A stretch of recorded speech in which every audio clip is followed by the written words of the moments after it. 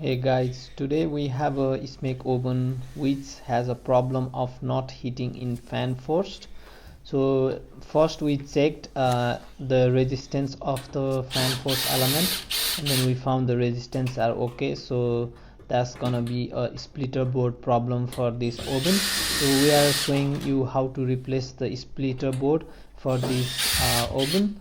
So first you need to isolate the power from the power isolator, or just turn off the circuit breaker so that there will be no hazard of getting shock.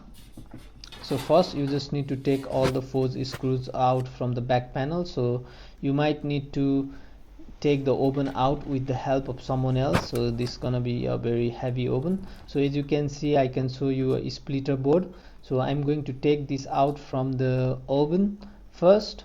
So to do that, there are the two clips at the top, so you can grab it and then you can just pull it out. Make sure like that's come out without breaking the clips. Anyway, you will get the new clips in the newer part, but still like the holes and everything should not be damaged. So these are the two boards. They are quite like a little bit different than the original one, but the technicality is the same. So they just have two switches, and the purpose of this splitter board is to switch when they get the electricity to the board. So the older one was not switching properly, and that's why you might like if there is a problem of getting a heat intermittently as well, or no heat at all.